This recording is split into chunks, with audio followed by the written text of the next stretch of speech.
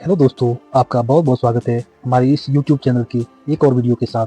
पिछले वीडियो में हमने कॉम्बिनेशन सेट के बारे में स्टडी की थी। अगर आपने यह वीडियो नहीं देखा है तो आप मेरे YouTube चैनल की वीडियो प्लेलिस्ट में जरूर देखें। आज के वीडियो में इंग्लिश माइक्रोमीटर के बारे में स्टडी करेंगे, तो आप इस वीडियो में लास्ट तक मेरे साथ जुड़े रहिए। आइए वीडियो स्टार्ट करते हैं। English outside micrometer. इस माइक्रोमीटर के द्वारा किसी गोल, जॉब, वर्गाकार, आयताकार, चपटी जॉब की बाहरी सतह को मापा जाता है।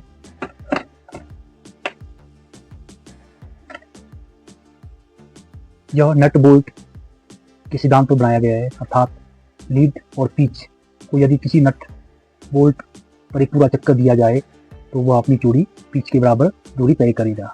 इसी सिद्धांत को लेकर माइक्रोमीटर के स्पिंडल पर 40 चूड़ियाँ 1 इंच पर काटी होती है। आप देख सकते हैं जैसे 1 इंच में जो है इसमें 40 चूड़ियाँ कटी हुई होती है। आउटसाइड माइक्रोमीटर से 0.001 इंच सूक्ष्मता से माप ले सकते हैं।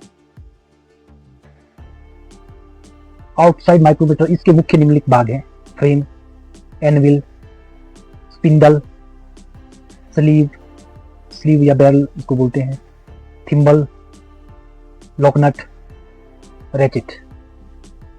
तो ये मुख्य पार्ट है इसके। फ्रेम आप देख सकते हैं, frame aluminium alloy, cast iron, cast steel का बना होता है। यह अर्धगोलाकार, यहाँ देख सकते हैं आप, अर्धगोलाकार या चौकोर होता है। इसके बाएं सिरे पर एनविल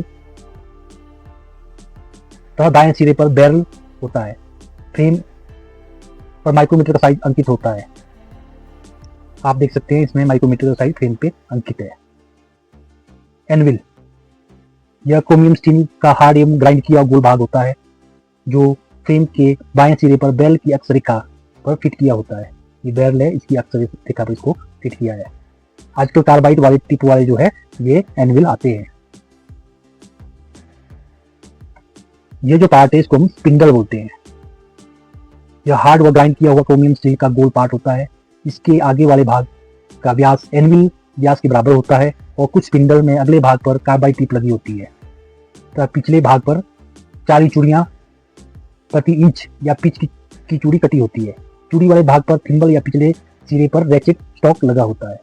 मतलब इसके जो है अंदर जो है इसमें 40 चूड़ियां कटी होती है पिच के हिसाब से, और इसकी पिच जो है हम रैचेट लगाते हैं। नेक्स्ट पार्ट है हमारा स्लीव। इसको हम स्लीव बोलते हैं। ये जो पार्ट है इसको स्लीव और बैरल दोनों चीजें इसको बोली जाती है। यह फ्रेम के दाईं ओर, जो फ्रेम है इसके दाईं ओर लगी होती है। इसके अंदर भी 40 चूड़ियां प्रति इंच कटी होती है। इन चूड़ियों में से होता हुआ स्पिंडल आगे और पीछे चलता है। स्लीव के ऊपर एक लंबी रेखा अंकित होती है। आप देख सकते हैं सेंटर में एक लंबी रेखा है जिसे हम इंडेक्स रेखा या टेंडम लाइन कहते हैं। इसको हम इंडेक्स रेखा या टेंडम लाइन कहते हैं। इस रेखा पर इंग्लिश पद्धति पर 1 इंच को 10 बराबर भागों में बांटा होता है। इसलिए एक भाग 1/10 इंच और प्रत्येक 10वें भाग को 4 छोटे भाग में 1/10 इंच या प्रत्येक 10वें भाग को 4 छोटे बराबर भागों में बांटा होता है। इस प्रकार स्लीव का प्रत्येक छोटा भाग 1/10 इंच, 1/4 इंच, 1/40 इंच या 0.025 इंच के बराबर होता है। स्लीव यह क्रोमियम स्टील की बनी होती है। इसे बैरल स्लीव भी कहते हैं। यह फ्रेम के दाईं ओर लगी होती है तथा इसके अंदर भी 40 चूड़ियां प्रति इंच पिच पर चूड़ी कटी होती है। इन चूड़ियों में से होता हुआ स्पिंडल आगे और पीछे चलता है। स्लीव के ऊपर एक लंबी रेखा अंकित होती है। जैसा आप देख सकते हैं ये एक लंबी रेखा है जिसे हम इंडेक्स लाइन या टेंडम लाइन कहते हैं। इस रेखा पर इंग्लिश पद्धति की 1 इंच लंबाई को 10 बराबर भागों में बांटा होता है। इसलिए एक भाग 1/10 इंच और प्रत्येक 10वें भाग को 4 छोटे बराबर भागों में बांटा होता है। इस प्रकार की स्लीव का प्रत्येक छोटा भाग 1/10 इंच, 1/4 इंच, 1/40 इंच या 0.025 इंच के बराबर होता है। 1 इंच को जो 1 इंच है, अगर आपको साफ दिख रहा होगा, यहाँ से यहाँ तक 1 इंच है। इसको 10 बराबर भागों में बांटा हुआ है और एक भाग को 4 भागों में बांटा हुआ है। जैसे 0 से लेकर 1 तक इसमें 4 लाइनें हैं।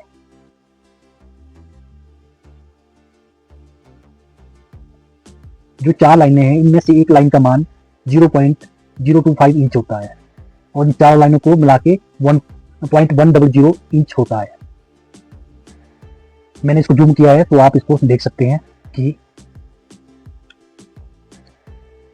ये बीच में जो एक लंबी लाइन है इसको हम टेंडम लाइन कहते हैं। टेंडम लाइन के ऊपर जो है 10 लाइनें हैं, 0 से लेकर 10 तक आप देख सकते हैं। ये 10 लाइनें 1 इंच के बराबर होती है और टेंडम लाइन के नीचे 40 लाइनें हैं। एक लाइन 0.025 इंच के बराबर होती है और थिम्बल स्केल में 25 लाइनें होती है। इन 25 लाइनों का मान 0.025 इंच होता है। नेक्स्ट पार्ट है हमारा थिम्बल, इसको हम थिम्बल बोलेंगे।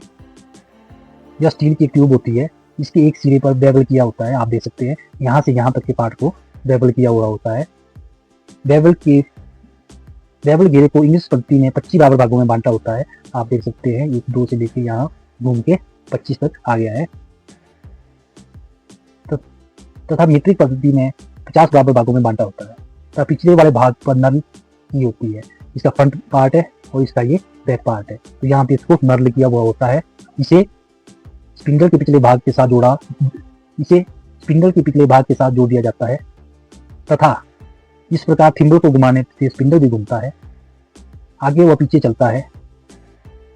इसकी पिछली तरफ रैचेट लगा होता है, तो हम जब इसको घुमाते हैं तो ये आगे पीछे चलता है, इसके पीछे रैचेट लगा होता है। नेक्स्ट पार्ट है हमारा लॉक नट। लॉक नट जब किसी जॉब का माप मशीन पर लेते हैं तो कई बार स्पिंडल घूम जाता है, जिससे रीडिंग गलत हो जाती है। इस त्रुटि को दूर करने के लिए माप लेने के बाद स्पिंडल को लॉक करने के लिए एक लॉक नट का प्रयोग किया जाता है। जैसे ये लॉक है, अब ये घूम रहा है तो हम इसको यहाँ से लॉक कर देंगे, इसके बाद ये नहीं घूमेगा।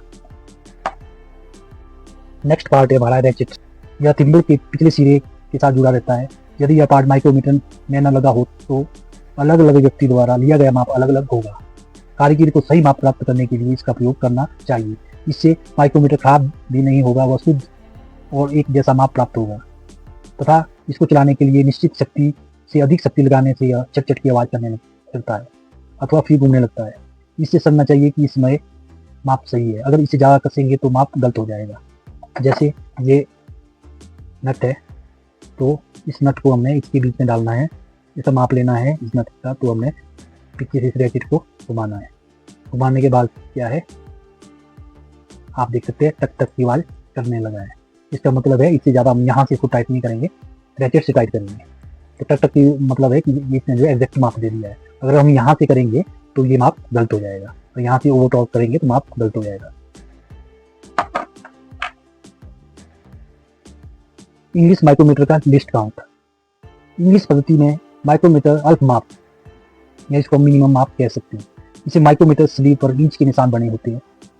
1 इंच को 10 बराबर भागों में बांटा जाता है, इसलिए इसके एक भाग का मान 1/10 इंच या 0.1 हो जाता है।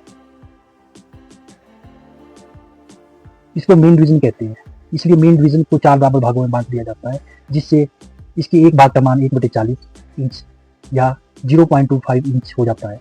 इसे सब डिवीजन कहते हैं। स्पिंडल के ऊपर और स्लीव के अंदर 1 इंच में 40 चूड़ियाँ थ्रेड पर इंच अर्थात 1/40 पीच वाली चूड़ियाँ कटी होती है। थिम्बल में बेवल को 25 बराबर भागों में बांटकर निशान बना दिए जाते हैं। थिम्बल का एक चक्कर अर्थात 25 निशान मापने पर यह 1/40 इंच चलेगा, इसलिए थिम्बल का एक भाग बराबर 1/40 गुणा 1/25 बराबर 1/1000 या 0.001 इंच के होता है। अंततः इंग्लिश माइक्रोमीटर का माप 0.001 इंच होता है। Range of micrometer. माइक्रोमीटर की सीमा। माइक्रोमीटर की मापक सीमा को माइक्रोमीटर की रेंज कहते हैं। इंग्लिश माइक्रोमीटर की रेंज प्राय 1 इंच होती है। इसके अनुसार ही इसके स्लीव पर निशान अंकित होता है। इंच माइक्रोमीटर प्राय 24 इंच तक 1 इंच की रेंज में मिलते हैं, जैसे 0 से 1 इंच, 1 से 2 इंच, 2 से 3 इंच, 5 से 6 इंच, 12 से 16 इंच, 16 से 20 इंच तथा 20 से 24 इंच। इन्हें एडजस्टेबल माइक्रोमीटर के नाम से भी जाना जाता है। जैसे 6 से 12 तक एक ही माइक्रोमीटर होता है, परंतु इसमें 6 एनविल व 6 जिस रेंज को माइक्रोमीटर में प्रयोग लाना हो उस साइज का एनविल लगा लेते हैं। एनविल के साथ कॉलर लगी होती है, जिसके द्वारा यह सेटिंग कर लेते हैं। प्रत्येक माइक्रोमीटर का मापन क्षमता उसके फ्रेम स्पष्ट रूप से अंकित होती है। तो आज हमने ये थी थ्योरी की बात, तो आओ हम प्रैक्टिकल करते हैं। प्रैक्टिकल में हम इसका मान निकालते हैं। हम इस नट को मापेंगे। चलो इसे हम इस नट को मापते हैं, कितना बताएगा। देखो टक टक की आवाज आ रही है, मतलब यहाँ तक है क्या एग्जैक्ट माप है।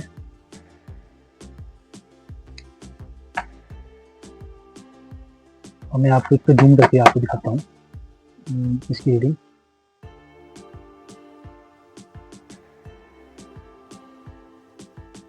आप देख सकते हैं 1 2 3 4 5 6, हमें 6 की लाइन दिखाई दे रही है, लेकिन उसके बाद कोई लाइन नहीं दिखाई दे रही है।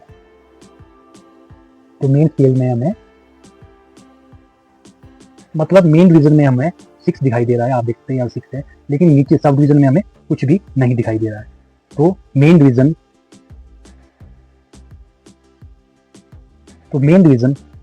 रहेगा हमारा 0.600 इंच। सब डिवीजन हमें नहीं दिखाई दे रहा है, तो सब डिवीजन रहेगा 0.000 इंच। थिम्बल डिवीजन में हमें रीडिंग आ रही है, जो टच कर रही है वो कर रही है 22 23, आप देख सकते हैं। तो 22 के एक नज़दीक है, तो थिम्बल रीडिंग हमारी हो जाएगी 0.22 इंच। तो आप देख सकते हैं इनसे हमने रीडिंग ले ली है। इसको हम देखते हैं, इसका मान निकल रहा है 226 0.622 इंच। मतलब इस नट की जो चौड़ाई है वो 0.622 है। इसके बाद हम इस बोल्ट को मेजरमेंट करते हैं।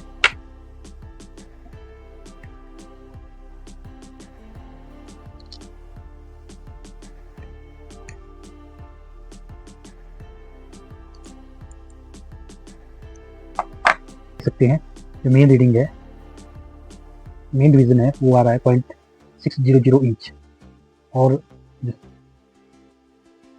जो स्लीव डिवीजन है उसमें आ रहा है 0.025 इंच, और जो थिम्बल डिवीजन है उसमें आ रहा है 0.014 इंच। तो तीनों डिवीजनों को हम यहाँ पे मिला लेंगे, तो इसमें 936 इंच। तो इसकी रीडिंग आ रही है, मतलब जो ये हमारा बोल्ट है इसकी रीडिंग आ रही है 0.639 इंच। इसके बाद हमारे पास एक फ्लैट है, जिसको हम फ्लैट को चेक करते हैं कि ये इसकी मोटाई कितनी है।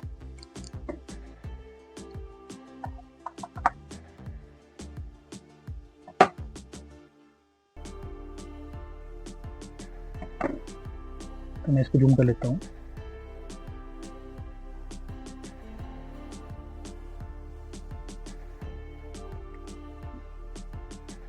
स्लीव की जो मेन रीजन है वो 2 पे है, तो 0.200 इंच होगी पहली रीडिंग। सेकंड 2 के बाद हमें नीचे को लाइन दिखाई दे रही है, तो इसको बोलेंगे हम स्लीव रीजन, तो ये दिखाई दे रही है। तो आप देख सकते हैं जो मेन रीजन है वो 2 की हमें दिखाई दे रही है। तो मेन रीजन जो है वो होगी हमारी 0.200 इंच, और सब डिवीजन हमें नीचे वाली लाइन दिखाई दे रही है। मेन डिवीजन के बाद सब डिवीजन हमें दिखाई दे रही है, तो ये होगा 0.025 इंच। उसके बाद थिम्बल डिवीजन में हमें 10, जो टेंडम लाइन है उसके सामने 10 दिखाई दे रहा है, तो इसके बाद 0.010 इंच। तो इसका हम टोटल कर देंगे 532.0 इंच। 0.235 इंच जो है इस फ्लैट का मोटाई है। तो आज की वीडियो में हमने इंग्लिश माइक्रोमीटर की डिटेल स्टडी की। आशा करता हूँ आपको यह वीडियो जरूर पसंद आया होगा। इसे लाइक करके मेरे YouTube चैनल को सब्सक्राइब करना ना भूलें। तो मिलते हैं नेक्स्ट वीडियो में एक और नए टॉपिक के साथ। धन्यवाद, थैंक यू।